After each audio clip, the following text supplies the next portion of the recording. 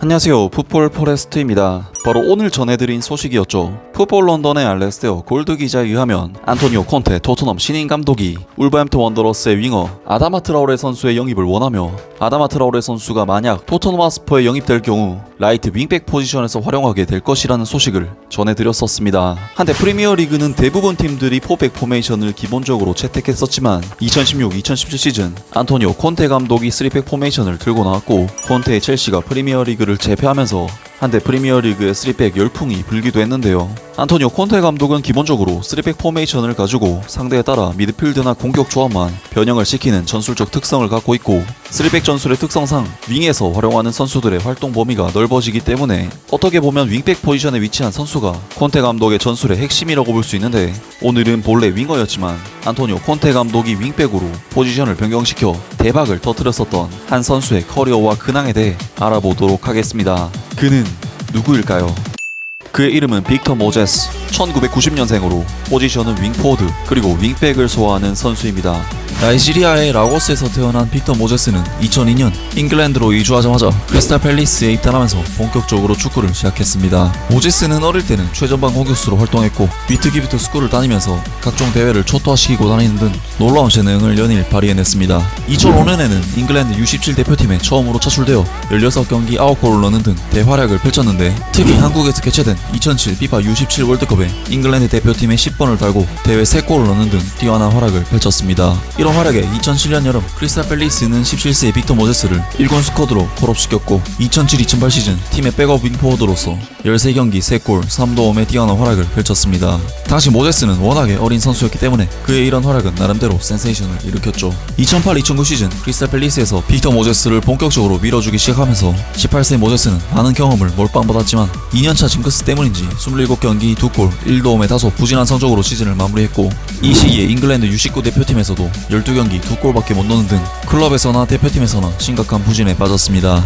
그런데 2009-2010 시즌 빅터 모제스는 11월부터 2달 동안에만 6골을 넣는 등 급성장한 모습을 보이면서 다시 폼을 끌어올렸고 시즌 전반기 18경기 6골 2도움의 훌륭한 활약을 펼친 뒤 2010년 1월 프리미어리그 클럽인 위건 애슬레틱에 영입됩니다. 당시 위건은 에이스인 샤를 른조그비아 말고도 첼시에서 임대온 스콧 싱클레어도 스쿼드에 포함되어 있었는데 싱클레어와 모제스가 같이 경기에 나올 때면 정말 엄청난 속도의 역습을 보여주기도 했습니다. 하지만 둘 다 활약 자체는 그다지 좋지 못했고 빅터 모제스는 2009-2010 시즌 14경기 1골 3도움 평점 6.51에 그치면서 아직은 프리미어리그에서 뛰기엔 부족한 모습을 보였습니다. 2010-2011 시즌에도 샤를 른조그비아와 맨체스터 유나이티드로부터 임대 영입된 톰 클레버리가 윙 포지션으로 자리 잡으면서 주전 경쟁에 굉장한 어려움을 겪었고 설상가상으로 어깨 부상까지 당해버리면서 거의 교체로만 21경기 출전 1골 3도움 평점 6.58에 역시 부족한 활약으로 시즌을 마무리했습니다. 어릴 때부터 각광받아왔던 모제스였지만 그에 대한 기대감은 실망감으로 바뀌고 있었습니다. 그런데 2011-2012 시즌 톰 클레버리가 맨유로 돌아가고 샤를 른조그비아가 아스톤빌라로 이적함에 따라 상황은 급변하게 됩니다.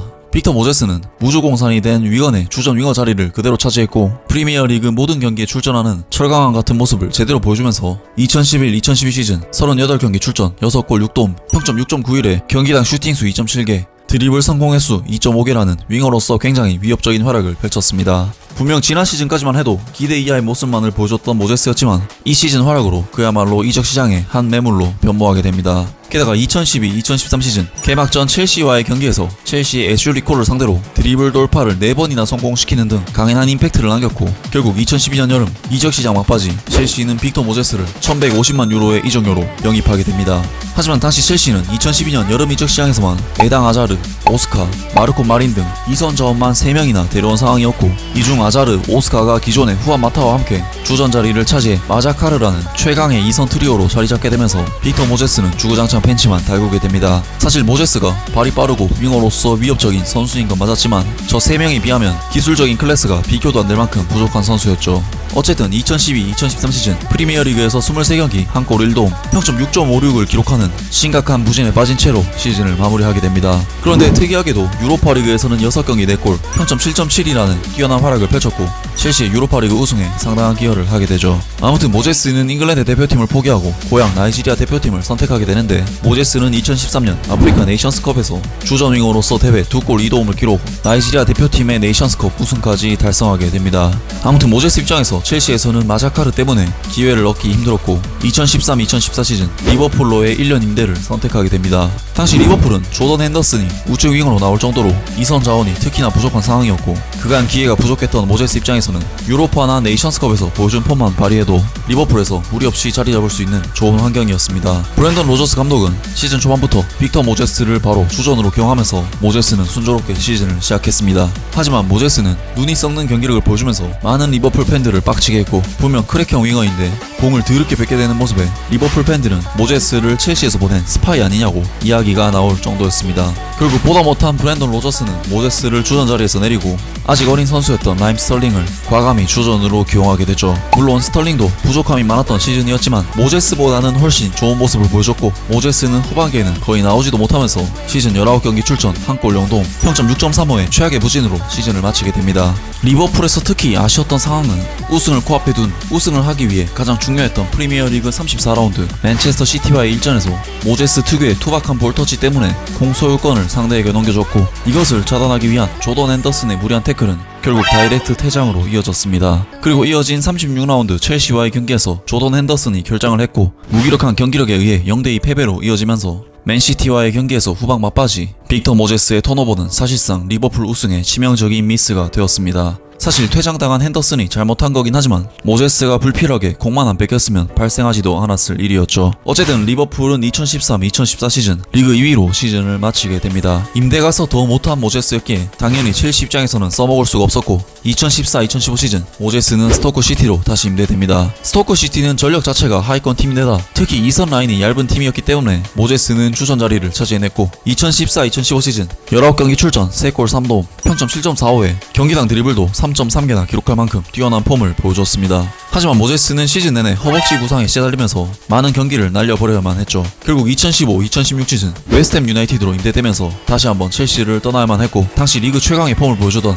디미트리 파에와 미카엘 안토니오, 마누엘 란시니 등 뛰어난 이선 자원들에게 밀리면서 21경기 출전 1골 2도움 평점 6.5이라는 부진으로 시즌을 마무리했습니다. 이제 모제스의 나이는 26세 유망주라고 할 수도 없었고 모든 사람들이 첼시에서의 그의 커리어는 끝났다고 생각했죠. 하지만 2016년 여름 안토니오 콘테 감독이 첼시에 부임하면서 모든 게 달라지기 시작합니다.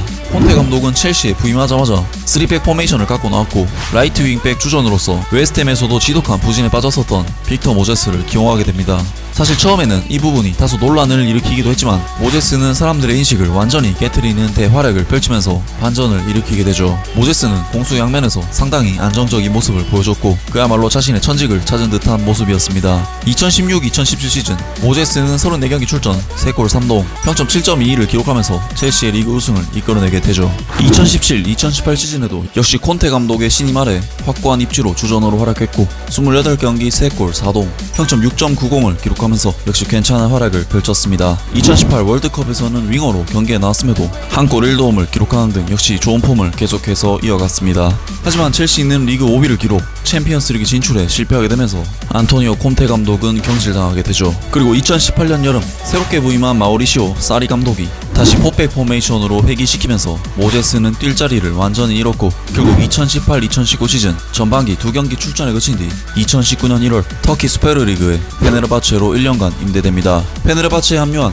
빅터 모제스는 팀의 주전 윙어로서 2018-2019 시즌 후반기를 소화했지만 이미 반년 동안 거의 경기를 치르지 못한 모제스의 컨디션은 굉장히 떨어져 있었고 결국 14경기 출전 4골 1도움 평점 6.66의 부진으로 시즌을 마무리했습니다. 2019-2020 시즌에는 부상으로 인해 경기에 거의 나오지도 못하면서 6경기 출전 1골 1도움 평점 6.88에 그쳤고 결국 2020년 1월 자신의 잠재력을 끌어올려줬었던 콘테 감독의 인테르로 임대되었습니다. 하지만 빅터 모제스는 윙백 출전이 거의 2년 만이었기 때문에 이전과 같은 좋은 모습을 보이진 못했고 만년 유망주였던 그의 나이도 어느덧 30세 신체 능력도 예전 같지는 않았죠. 결국 빅터 모제스 선수는 2019-2020 시즌 후반기 12경기 출전 0골 5도움 평점 6.70의 무난한 성적을 거뒀고 빅터 모제스를 누구보다도 아끼고 사랑했던 안토니오 콘테 감독조차 모제스의 완전 영입까지는 시도하지 않게 됩니다. 결국 첼시에서는 계속해서 임대 생활에서 유의미한 큰 성과를 거두지 못한 모제스를 다시 한번 임대 보낼 수밖에 없었고 모제스는 2020년 여름 러시안 프리미어리그의 스파르타크 모스크바로 임대됩니다. 당시 스파르타크 모스크바에 있는 이탈리아 출신의 도메니코 테데스코 감독이 팀을 이끌고 있었고 3백 포메이션을 사용하고 있었는데 테데스코 감독은 빅터 모제스를 라이트 윙백 주전으로 채택했고 모제스 선수는 2020-21 시즌 19경기 출전 4골 4도움 평점 7.01에 뛰어난 활약을 펼치면서 스파르타크 모스크바에서는 빅터 모제스 선수를 완전 영입하는 옵션을 발동시키게 되죠. 하지만 2021년 빅터 모제스를 요긴하게 써먹었던 테데스코 감독이 RB 라이프치히 감독으로 부임하면서 팀을 떠났고 빅터 모제스는 올 시즌 15경기 출전 1골 0도움 평점 6.77에 지난 시즌보다 다소 하락한 폼을 보이면서 시즌을 보내고 있습니다. 한때 안토니오 콘테 감독 체제에서 최고의 인생 역전 선수로 거듭났던 빅터 모제스는 한 번에 프리미어리그 우승을 달성해낸 뒤 콘테 감독의 경질과 함께 내리막길을 타고 있습니다. 모제스 선수는 좀 더 롱런하는 선수가 되지 못한 아쉬움은 분명히 있지만 콘테 체제의 첼시에서 보여줬던 모습만큼은 정말 남부럽지 않은 활약을 보여줬었고 프리미어리그에서도 족적을 남겼기 때문에 31세가 된 지금 수준에서 더 이상 반등하지 못한다고 해도 충분히 프리미어리그 팬들에게는 오래도록 남을 이름이 아닐까 싶습니다. 아무튼 오늘 영상은 여기까지고요. 영상 재밌게 보셨다면 구독과 좋아요 그리고 댓글 부탁드립니다. 감사합니다.